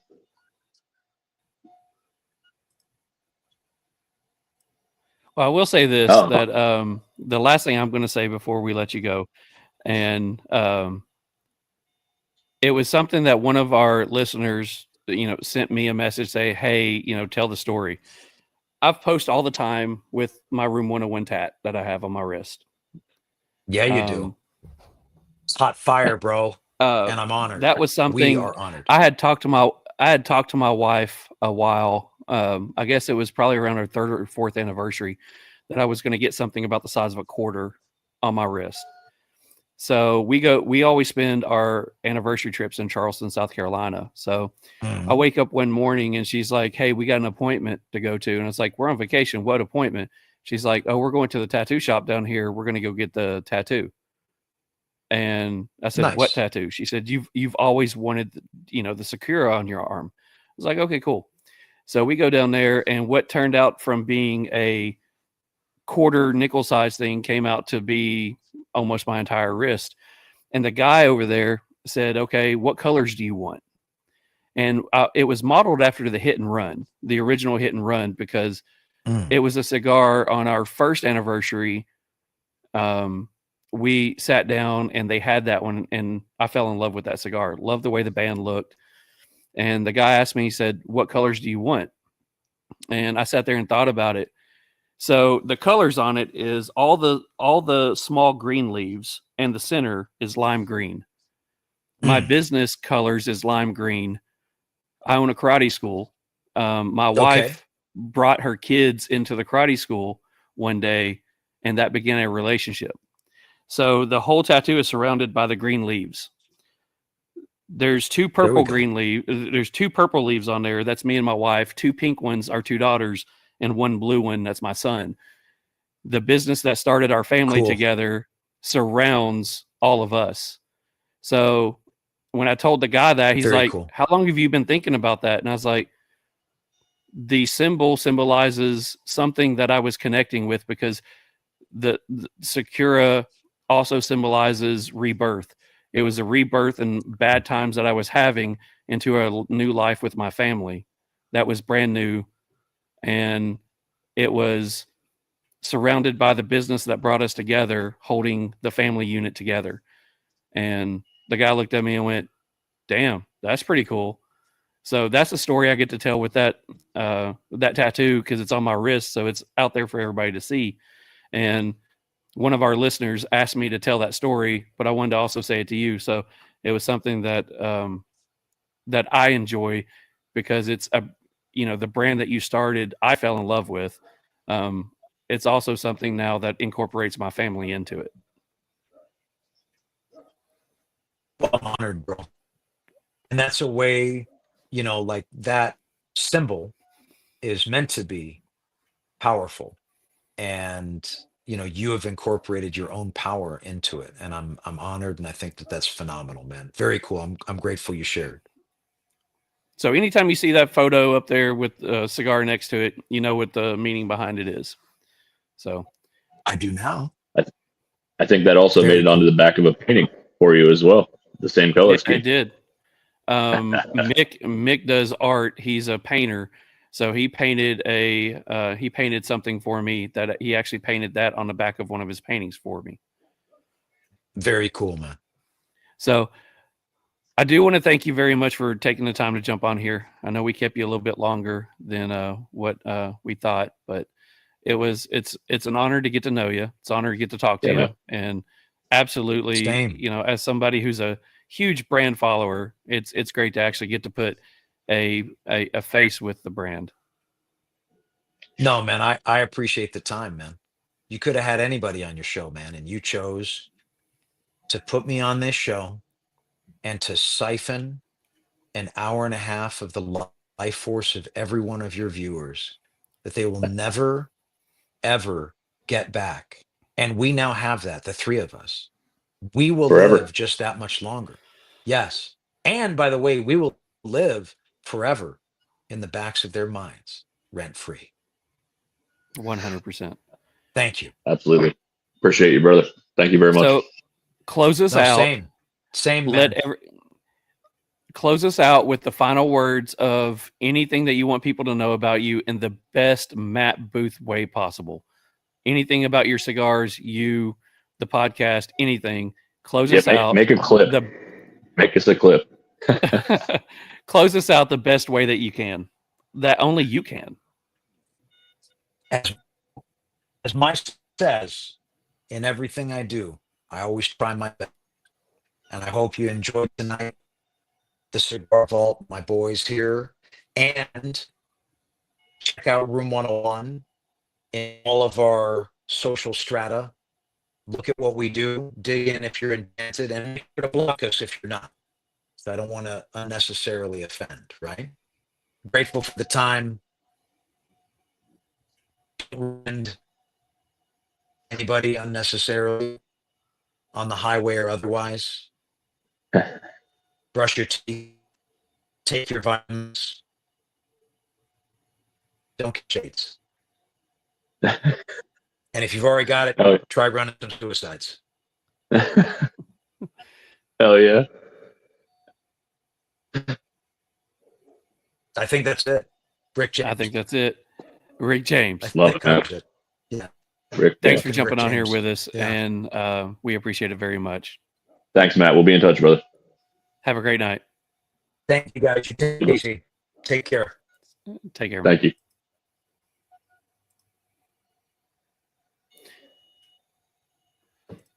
Well, All right. Another one in the books. Mildly off subject, but man, was that some fucking great content. Let's see. We got some. I had to close out of the chat, the comments for people to for us to actually go through some of that. So let's go through some of these really quickly. Ben says, "First time I've held an erection for an hour and a half." All right, congratulations. Bravo, Ben. Let's see. We have what a ride from Jordan over here. Oh yeah. Oh, let's see. Mike's on here. He says, "Great job, brothers." What's up, brother? Let's see. Shadowjacking.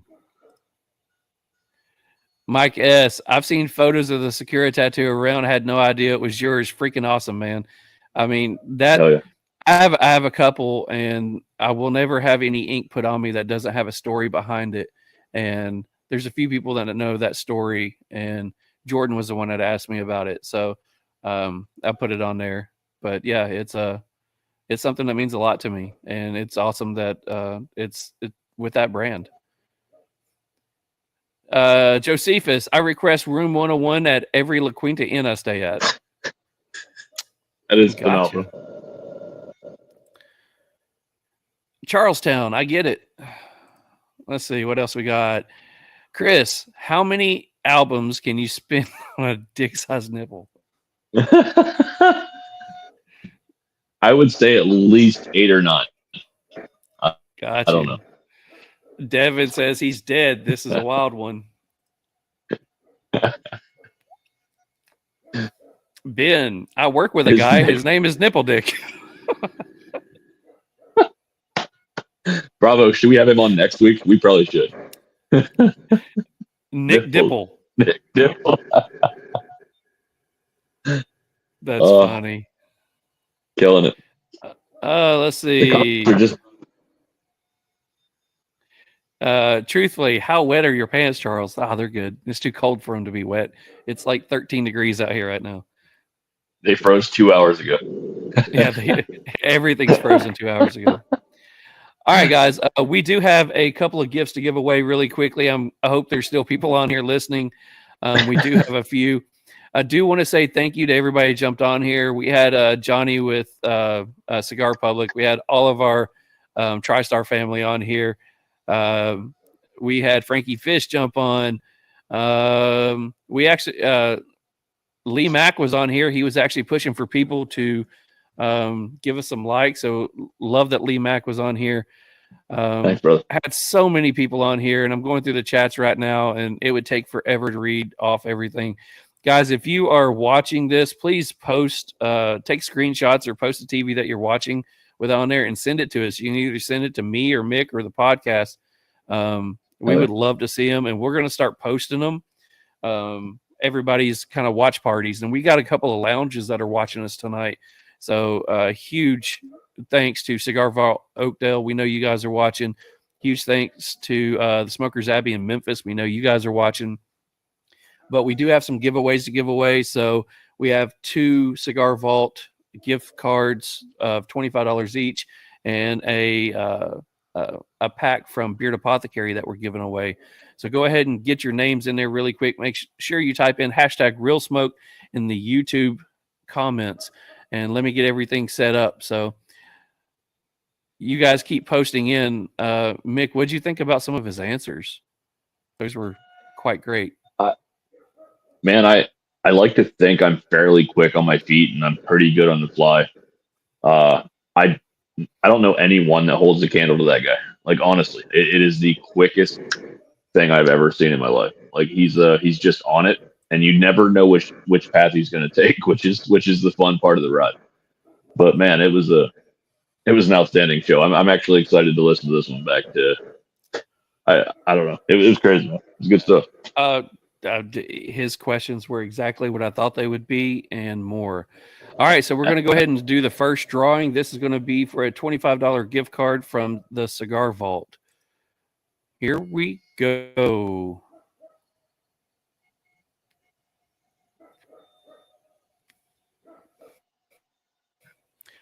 Homer, Big Mike, you are the winner of the first one. Now, let me see if I can write your name on here just so I know, but it was so cold that my pen actually froze. So, Mike, you were the first one to win a $25 gift card from the Cigar Vault. Huge thanks to the Cigar Vault. We do need to draw one more. So go ahead and get your names in there, guys. That way we can make sure that you get a chance to draw. So we're going to draw again. Here we go. The next one. Who we got?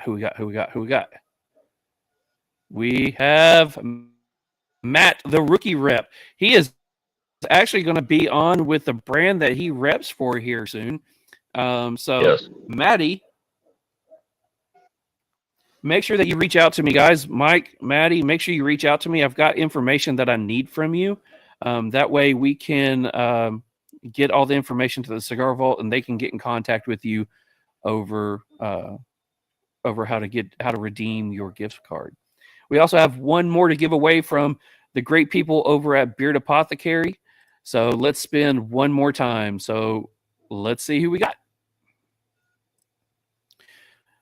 Beard Apothecary is going to be giving something awesome to Greg. Congratulations, Greg. Are you still on here? I saw everybody else so far still on here. Greg, let me know that you're on here. That way we can get your information. Come on, Greg. Greg, if you're not on here. Oh, there he is here. Hey, Greg, what is your name on Instagram for me? Do me a favor. Send me your name on Instagram. Greg says he's here.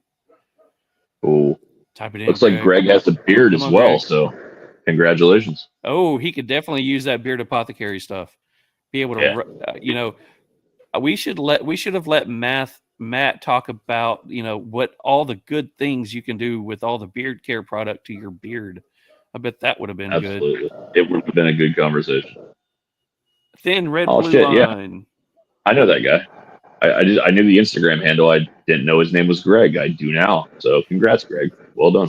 All right, Greg, do us a favor from your Instagram account. Shoot either my account, Mick's account, or preferably the podcast account with your information, your mailing name, address. That way we can get your stuff out. Now, what we talked about last week was I do ship out every other week, twice a month. So we will probably be sending everything out first to middle of next week. So make sure you get us your information. Congrats all the winners. That's awesome. Yeah, and congratulations. You guys that won from the Cigar Vault, I say this every week, but their selection is unbelievable. Like it's you can't go in there without buying some great sticks. So yeah, check them out. I know obviously if you won tonight, you probably will, but you'll get lost in that website. There's so much good stuff. So congrats, guys. That's awesome. I'm absolutely loving the fact that Cigar Vault is sponsored up with us. Again, they are our title sponsor. Their name is on everything. So huge thanks to them and their commitment to continuously giving a prize away every week, 2 prizes away every week 2 winners. Amazing. That's fantastic as well. So we also have a cigar review to do, correct? We do. Let me guess, I'm up first. As always. So I'm going to start this by saying this might be my worst review ever because I was kind of intrigued by our guest and felt like I was going to miss something if I was writing too much. So I apologize. But aroma from the body. I got wood and barnyard, maybe a little bit of earth. Aroma from the foot, wood, hay, barnyard, a little bit nutty. From the cold draw, cedar, hay, a little bit of almonds, dark chocolate. First third, creamy, woody, a little bit of leather, and a breadiness to it. The retro, I got caramel pretty much the whole way through and a little bit of black pepper. Second third, which was my favorite third by far, earthy, sweet, woody, almonds, cedar, bready. Again, caramel and the retro. The black pepper got a little bit stronger. Final third, woody, natural sweetness to it, baker's chocolate, toasted bread, toast, and on the retro, black pepper and light caramel. The caramel kind of faded towards the end, but that caramel, the first 2/3 was prevalent. A little bit of burn issues, not a whole lot. A little bit of draw issues at the start, but it loosened up as I went. The pre-let experience, I gave it an 18 out of 20. The flavor enjoyment, I gave it 13 out of 15. Construction characteristics, 27 out of 30. Smoke production and final thoughts, 32 out of 35. I gave it a 90.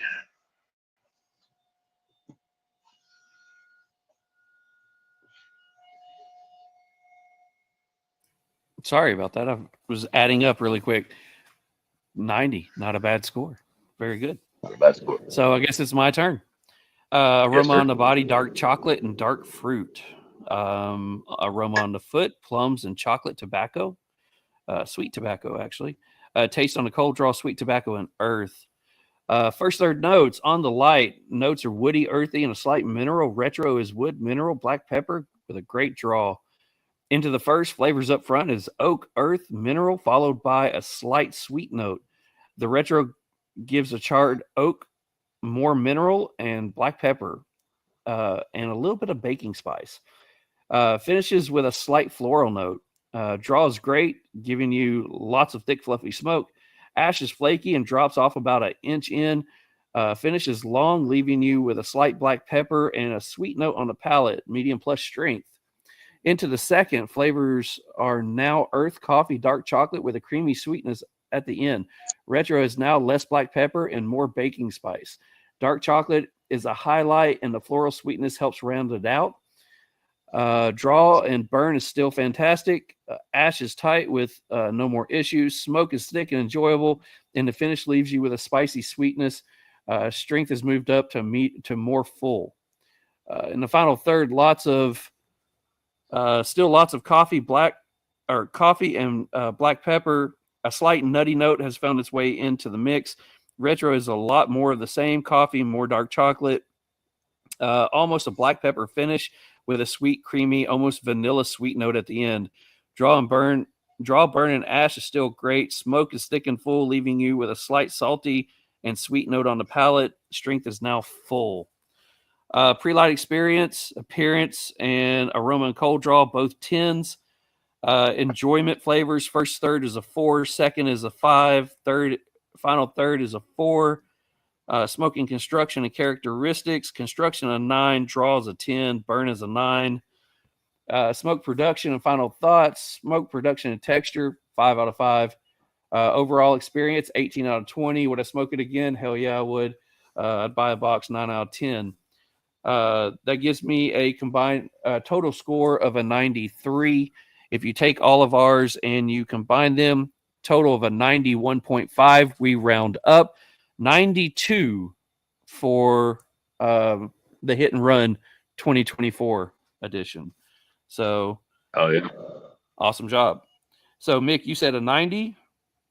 Yes, sir. 93 gives it a 91.5 up to 92. So great job, Room 101. Fantastic cigar as always. Let's see. What does the peoples have to say? Ben says, great show. Congrats to all the winners. Maddie says he'll be at Oakdale April 14th with BAM Veteran Night. Nice. Awesome. Mick Creamy is and talking nutty. about. Yeah, Mick, he's talking about you. He likes the creamy and nutty. Mitch says Devon's favorite. It's got to be creamy and nutty. Great show tonight, gentlemen, from Greg. Awesome job. Oh yeah. Yeah, I will say it's almost exact opposite of last week, where I had a little bit of burn issues throughout that kind of dropped my score 1 or 2, and same as with yours last week. So I mean, honestly, great cigar. I'd easily buy a box. I mean, fucking phenomenal. But yeah, I mean, just those couple little things that, who knows? I'd have got to, I should have grabbed another one out of the humidor, and I probably should start smoking them sooner, especially on nights like tonight where I get distracted. Yeah, maybe someday I'll learn from you and smoke them in advance. But usually I have a little bit of time. Tonight I didn't have much time. It was kind of rapid fire tonight. Well, I was for Valentine's Day and for Christmas, my wife gave me quite a few of them. So I've smoked a few in the last few days. So let's see. Greg says, this is my new Thursday trait watching your podcast. Wow. Nice. Thank you, man. Take a screenshot. Show us. If you're watching on TV, we'd love to see it. If you're watching on your phone, take a screenshot. We'd love that. So do we have any Meanwhile in Memphis going on tonight? So I'm going to make up for last week. I had 4 quick stories. They're all very quick, but I only had 1 last week. I think I found 4 that's going to make everybody chuckle a little bit, and we can call it a fucking night. There you go. So the first one, burglar hits Midtown store 4 times in 1 day. Police say a man wearing 4 different disguises was caught on camera breaking into a spiritual supply shop in Midtown several times early Sunday morning. Investigators say the burglar was seen breaking into Memphis Conjure 4 times in a 5-hour period and stealing jewelry from displays. In some of the videos, the suspect was wearing a yellow jacket with a tan hood. The next video, he was shown wearing bluish-green pants and white shoes. Other times, he had a beard and was wearing a yellow toboggan. Suspect has also had a medical bracelet on his right wrist. Police say police haven't released a dollar amount on the stolen merchandise, but if you recognize the suspect, they still haven't found him. He's obviously a master of disguise. He wore 4 different disguises, but he hit the same place 5 times in 4 hours. 4 times in 5 hours, anyway. So, yeah. If you know that guy, you know what to do. I'm gonna summarize. I'm gonna summarize this one a little bit, but the title is "Footprints in Snow Lead Police to the Church Burglar." Church burglar was interrupted by police early Wednesday morning, but he left his footprints in the snow. Police responded to an alarm call at the Tree of Life Missionary Baptist Church in South Memphis just hours after the snow had blanketed the area. Officers say when they arrived on site, they saw a board had been removed from the side of the church and various items, including speakers, had been moved outside. A man ran off. They didn't catch him at the time, but they followed his footprints across the alleyway, and they arrested him later with other stolen church merchandise from inside his apartment. He robbed a church. He deserves to be caught. And in the snow, and left footprints right across the alley. Come on. Yeah. Phenomenal. Come on. The headline caught me on this one. Yeah, a genius. Real men of genius. A Memphis woman was banned from all Walmarts worldwide after she was caught scanning $1 barcode for over 137 items. A serial shoplifter has gotten herself banned from every Walmart in the United States in America due to her history of stealing from the company, Memphis police say. This woman is charged with a criminal trespass and theft of merchandise over $7,500. Officers say, there's one really great part here. Let me see if I can find that. Okay, police say that she was using a barcode from an old watch battery to scan multiple things of merchandise, including boots, jeans, designer clothing. I didn't know they had designer clothing at Walmart. So she was using a $1 watch battery barcode and kept scanning it for everything. The funny part, she also bought 10 packs of ramen noodles with a $1 barcode. Aren't ramen noodles less than $1? I think so. why wouldn't you use the ramen noodles to scan? I don't know what happened, but you can she's tell in how jail. old this is because when was the last time you saw any battery for $1? I don't know. I mean, it claims to be a fresh story, but I don't know. No, I mean, it was an old barcode. That barcode. I got it. Come on. I don't think you can buy any battery for $1 anymore. I think if I was trying that scheme, though, I would have just used the ramen noodles if I really wanted ramen noodles. So, the last one, woman arrested for stabbing a man at the Greyhound bus terminal. This woman was arrested on Friday. This is a little bit older because I forgot I had this one. A man was sitting on a bench in the Greyhound bus terminal waiting for his bus. This woman was sitting in front of him on another bus. The woman woke up, went to the bathroom. She came back, and the man had moved up into the seat that she was in when she left to go to the bathroom. She stabbed him in the neck 3 times with a knife that she had in her pocket and ran off the scene. She was later caught. He identified her in a 6-person lineup, and she's in jail, $10,000 bond, and awaiting trial. So I guess Nice. He took her seat at the bus terminal and stabbed him in the neck. So I don't know. What do you think? The snow one is the best one because they left footprints, or I don't know. A couple good ones this week. I mean, come on. You just got to give the stupidity award to the guy that did that one. So, or the Walmart, that was good too. Yeah, she's pretty good too. So we did have one of our listeners send in a meanwhile not in Memphis. Okay. The funny part was we got told about it in our Tuesday Hereford TriStar. So check this out. South Mississippi man arrested led authorities to marijuana, guns, and 8 alligators. Police say. A man from South Mississippi was arrested this week in Louisiana after sheriff's deputies found him with 80 pounds of marijuana. Police searched his home and said they discovered steroids, mushrooms, guns, and 8 alligators that he apparently kept in his pool.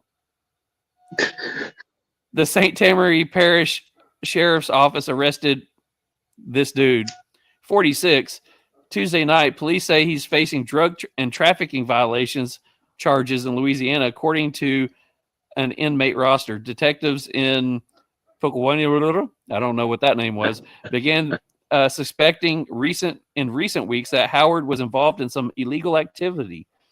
Police said in a statement on social media, the St. Tammany's Parish Sheriff's Officer contacted the police after Howard's arrest, and local detectives searched his Glenwood Street home on a warrant, the statement said. Police and detectives found 51 pounds of marijuana, packaging material for bulk sales, antibiotic steroids, 6 ounces of mushroom, 13 vials of marijuana seeds, 14 guns, and 8 alligators in his backyard pool. The alligators were each between 3 and 4 feet long. When asked, the guy said he wanted to be known as the alligator guy. Jeez, Marty. So I read that briefly when you sent it to me, but Jesus, Marty, that's crazy. So we have to thank Rob from Louisiana for sending that one in. And if anybody on here is interested in sending us in some of your stories, again, we would like to close out each Meanwhile in Memphis with feeling better about the state of Tennessee by saying, meanwhile, not in Memphis. So, I mean, dang. Wow. So we have one more thing to get. Go ahead. I was going to say, I didn't even know alligators could survive in Mississippi. It gets kind of cold down there this time of year. So that's kind of crazy. But I guess they are dinosaurs. So, yeah, they could probably survive. I guess so. I'm just thinking, we had Tiger King So now we have Alligator Man. Love it. Love it. So the last thing we got to do before we clear up everything is we do have some cigar news by our friends and family over at Cigar Public. If you want to check them out at cigarpublic.com or on Instagram at Cigar Public. All of our news is brought to you by Cigar Public. There's everything from whiskey reviews, whiskey news, cigar information, news, lifestyle information, and things like that. One of the news articles that they had on there is Black Label Trading Company announces shipment of the Super Deluxe. In February, Black Label Trading Company is pleased to announce the shipment of the Super Deluxe to select retailers beginning next week. Super Deluxe is handcrafted in Esteli, Nicaragua at Fabrica Oveja Negra. This highly anticipated limited release is only the second release of this cigar. Originally launched in 2020, the Super Deluxe is the most requested cigar by Black Label Trading Company's history. So I'm very excited to bring it back. The combination of Nicaraguan fillers and Mexican San Andreas, I know I pronounced it wrong, suck it, wrapper created a bold, dark, rich profile. The subtle spice blends with the dark fruit and star anise notes created a long, complex finish. The cigar represents what our consumers have come to love about Black Trable, said James Brown, creator of Black Label Trading Company. The country of origin is Nicaragua, with Mexican San Andreas Maduro wrapper and Ecuadorian Habano binder fillers from Nicaragua. The Petite Corona box press is going to come in about $11. The Robusto about $12. The Toro about $13. If you're a fan of Black Label, this is going to be one that whatever retailers get it, it's going to be gone as soon as it touches their shelves. So if you know a lounge that is about to get that one in, or an online shop that's about to get that one in, you better get it quick. So, yeah. Hey, shout out to Cigar Public as well for doing a little story on us there from last week. That was a great little read, and we appreciate the promotion on the back end. So thank you. Oh yeah, you guys are doing a great job with posting our stuff out there. So we appreciate it, and we love the fact that you're willing to post our stuff if we're helping you guys out. So full circle again. Full circle. So next week is going to be an interesting week. Are you ready for next week? I'm ready. We're doing a twofer next week, man. Yeah, a twofer. So not only are you going to be in charge of me getting you all the information for one podcast, you're going to have to put out information for two separate podcasts throughout the week. I got this. So next Wednesday, we have episode 19 with our title sponsors, the Cigar Vault. We're going to bring them on there. We might be able to take a stroll through their lounge and their humidor to see what all they have to offer. Maybe even talk to some of the patrons on there, but we're going to have, the boys from Cigar Vault on here hanging out with us. And then in our normal time for episode 20, we have Alan from Family by Loyalty who's going to be joining us. So we have two really good big podcasts coming up, both of them next week. So it's going to be an interesting week. So yeah, we didn't we say 2 a week at one point? I don't know what happened, but now we're doing two. Sorry, we said 2 a month. Sorry, 2 a month. Yeah, I just fucked that up. 2 a month, and now we're doing like 5 in February. So hey, whatever. I mean, it's all about having fun. We're doing good. Yeah, it's well, we just did the math on it. We just secured episode number 31. I should have 32 lined up, hopefully by the end of the week. And then we are going to quit booking for a couple of months because we were only going to book out for 2 months out. We're booked into July now. So we have nothing left from here to July. Yeah. Go figure. Whatever. So it's a great problem to have, I guess. It is. I couldn't ask for anything more, man. Brands reaching out to us and meeting those new people, new brands, startup brands. We fucking love it, man. It's been such a great ride so far. I can't wait to see where it goes. And everybody's tuned in still checking us out. That's huge to us, man. We greatly appreciate everything, for real. Oh yeah, we greatly appreciate everybody who jumps on here every week, and absolutely love when people say things like, "Hey, this is my new favorite podcast that we're listening to." I mean, again, this is episode 18, and for us to be one of your favorite podcasts that you listen to, holy crap, I would have never have guessed it.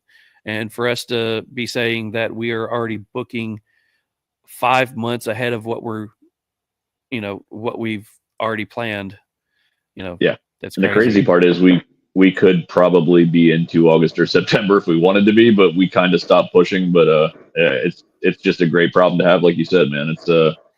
It's so great to meet some of these people and bring some of these brands on. I mean, meet people like Booth. What a fucking episode, man! It's just been a great ride so far. Oh yeah. I told you the other day was, we're episode 18 and we got somebody, his size in the industry to join us. So yeah. It was, it was an honor to be able to have him on. And we've got Tim from Oz Family Cigars coming up soon. So, I mean, awesome. Big names in the industry. We love promoting and showing off all the new guys coming up and the smaller brands, but to be able to be recognized from some of the bigger ones, it's an honor as well. So we appreciate them jumping on. So absolutely. All right, guys. Thanks everybody for joining us. Thanks to Cigar Vault Oakdale for being a part of this. Thank you to Beard Apothecary for being a part of this. Thank you to Cigar Public for helping us out. And if you haven't checked out TriStar Herf Crew, go check out TriStarHerfCrew.com on the interwebs, as well as check us out on Instagram at TriStar Herf Crew. Thanks for everybody for jumping on here. We have 2 big ones for you next week, so come join us for double the fun. If you guys have watched us on your TV or on your phone, take some screenshots or some pictures, send it to us. You can either send it to my Instagram, Mick's Instagram, or to the podcast page. We're going to start posting those on there, and who knows, maybe in a week or so, we'll start giving prizes away or do drawings for whoever sends us those in, just because we like seeing that stuff happen. So hope everybody has a fantastic night. Anything to close it out, bub? Take time this week to smoke a cigar with someone you love. Thanks for tuning in, guys. Appreciate it. Couldn't have said it any better myself. Everybody have a fantastic week. We will see you next week.